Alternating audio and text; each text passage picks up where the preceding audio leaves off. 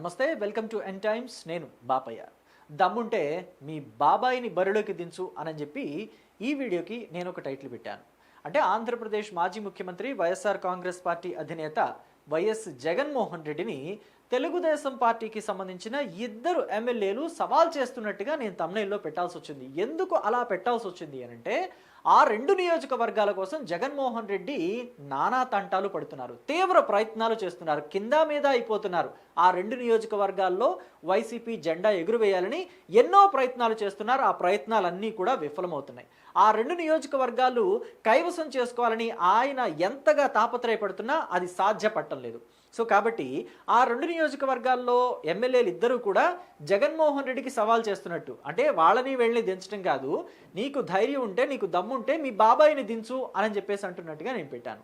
So ఇంతకీ ఆ రెండు నియోజకవర్గాలు ఏంటి, ఆ ఇద్దరు ఎమ్మెల్యేలు ఎవరు అనేది మనం ఇక్కడ మాట్లాడుకోవాలి. ఖచ్చితంగా చెప్పుకోవాలి ఆ రెండు నియోజకవర్గాల ఎమ్మెల్యేల గురించి. ఒకళ్ళు అద్దంకి నియోజకవర్గం ఎమ్మెల్యే గొట్టిపాటి రవికుమార్, ఇంకొకళ్ళు పరుచూరు నియోజకవర్గం ఎమ్మెల్యే ఏలూరి సాంబశివరావు. వీళ్ళిద్దరూ కూడా పార్టీ కోసం ఎంత లాయల్గా పనిచేస్తున్నారు అనే విషయాల్ని మనం ప్రత్యేకంగా చెప్పాల్సిన అవసరం లేదు. గతంలో అసెంబ్లీ సెషన్స్ జరిగినప్పుడు కూడా చంద్రబాబు నాయుడు మీదకి మార్షల్స్ని పంపి ఆయన్ని ఇబ్బంది పెట్టడానికి ట్రై చేసినప్పుడు వాళ్ళిద్దరూ అడ్డుగోడగా నిలబడ్డారు. చంద్రబాబు మీద చెయ్యేయడానికి ఒప్పుకోము అని చెప్పేసి వాళ్ళిద్దరూ అడ్డుగోడగా నిలబడ్డారు. సో ఇక గొట్టిపాటి రవికుమార్ని అలాగే ఏలూరి సాంబశివరావుని ఓడించాలి అనే తాపత్రయం, తపన, పట్టుదల జగన్మోహన్ రెడ్డిలో కూడా ఎక్కువైపోయినాయి అని చెప్పాలి.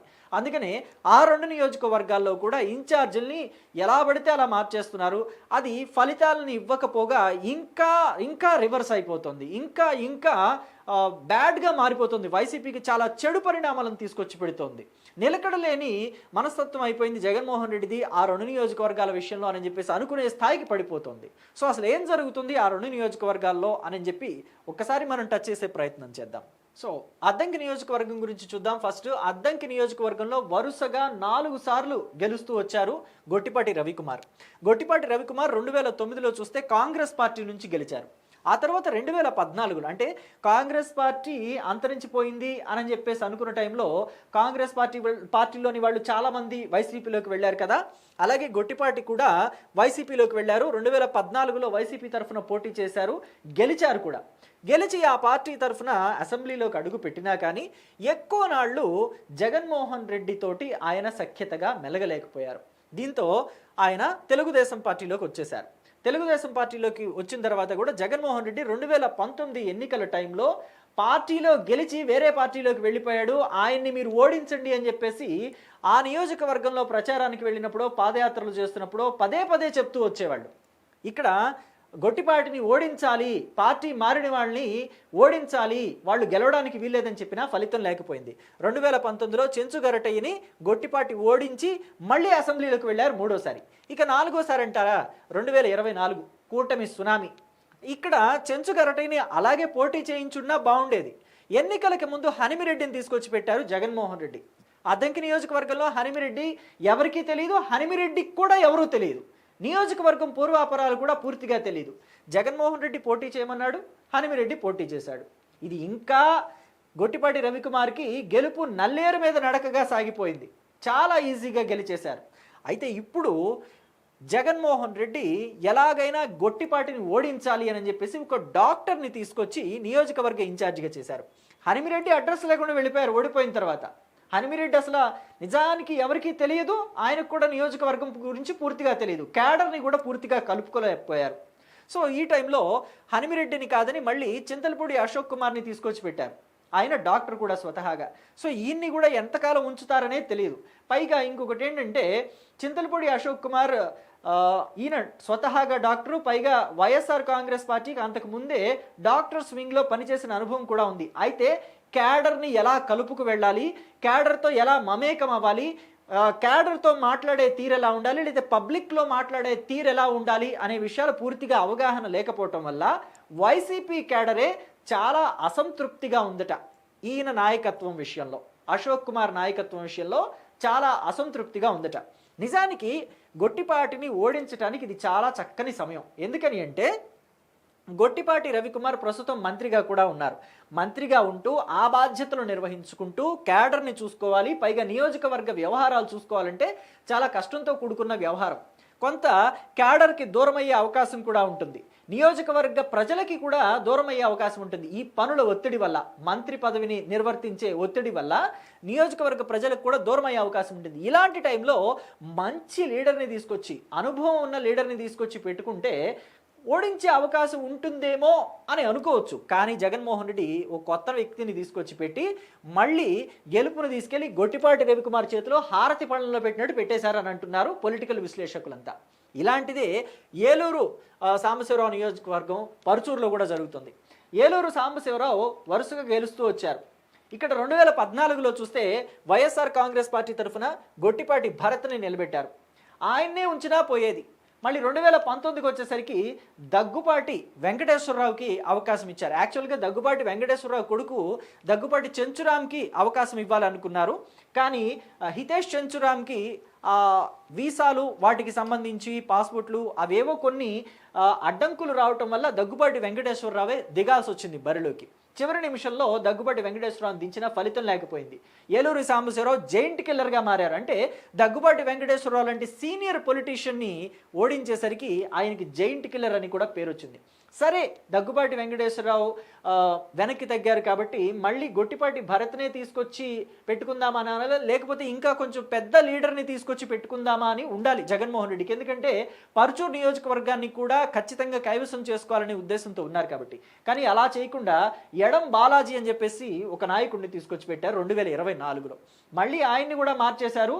ఇక్కడ 2025లోకి వచ్చేసరికి మధుసూదన్ రెడ్డి అని చెప్పేసి ఇంకొక అతన్ని తీసుకొచ్చి ఇన్ఛార్జిగా పెట్టారు. ఎక్కడ కూడా స్థిరత్వం నిలకడ ఉండటం లేదు నియోజకవర్గంలో. క్యాడర్కి మా లీడర్ ఈయన, మేము ఈయనతో ఉంటాము, ఈయన గెలిచినా ఓడినా మేము ఆయనతో కలిసి పనిచేస్తాము అని చెప్పేసి అనుకోవడానికి కూడా ఒక లీడర్ని కాన్స్టెంట్గా ఎక్కడ పెట్టడం లేదు.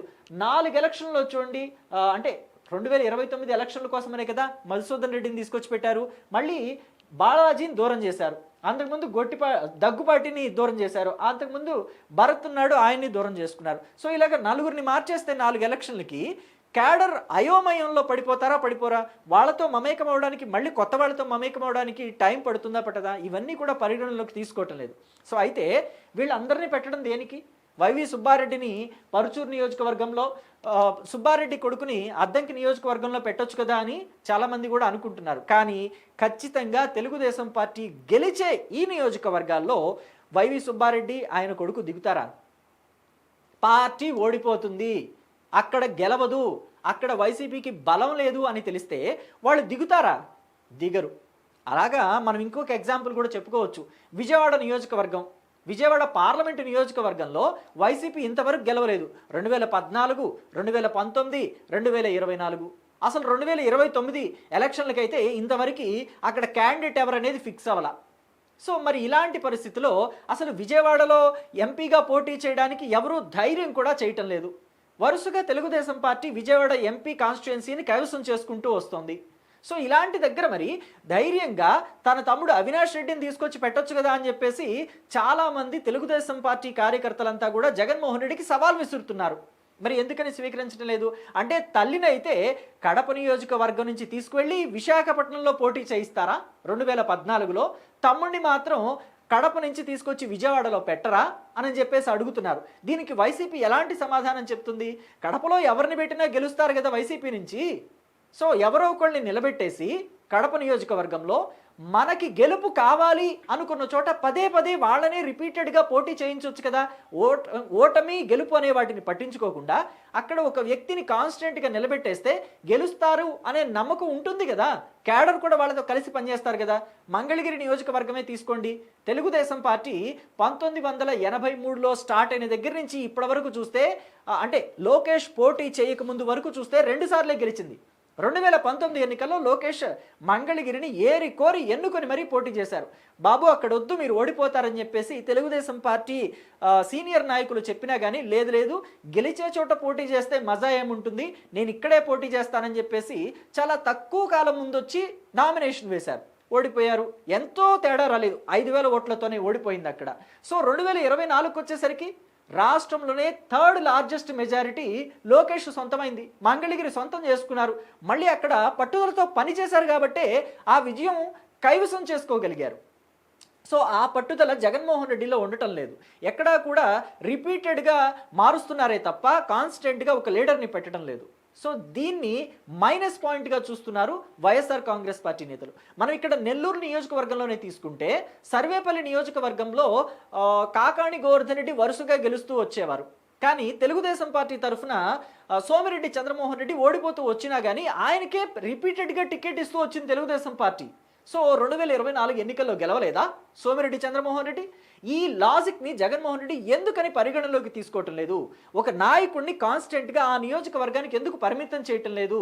పర్చూరు అండ్ అద్దంకి నియోజకవర్గాలే కాదు, విజయవాడ పార్లమెంటు నియోజకవర్గంలో కూడా ఒకే నాయకుడిని ఎందుకని పెట్టలేకపోతున్నారు? సొంత లీడర్స్ని అంటే నా అనుకున్న వాళ్ళని జగన్మోహన్ రెడ్డి తీసుకొచ్చి అక్కడ పెట్టుంటే బాగుండేది కదా, స్థిరంగా ఒకరిని ఏర్పాటు చేస్తుంటే బాగుండేది కదా అని చెప్పేసి అంటున్నారు. మరి దీని మీద మీ అభిప్రాయం ఏంటి? జగన్మోహన్ రెడ్డి అద్దంకి పరుచూరు నియోజకవర్గాల్లో వైవి సుబ్బారెడ్డిని ఆయన కుమారుణ్ణి పోటీకి దించుతారంటారా? అలాగే విజయవాడలో అవినాష్ రెడ్డిని పోటీకి దించితే ఎంపీగా పోటీ చేయిస్తే ఎలా ఉంటుందని మీరు అనుకుంటున్నారు? వైఎస్ అవినాష్ రెడ్డిని పోటీకి దించితే విజయవాడలో గెలిచే అవకాశం ఉంటుందా? మీ అభిప్రాయాలని కమెంట్ బాక్స్లో తెలియచేయండి. Thank you.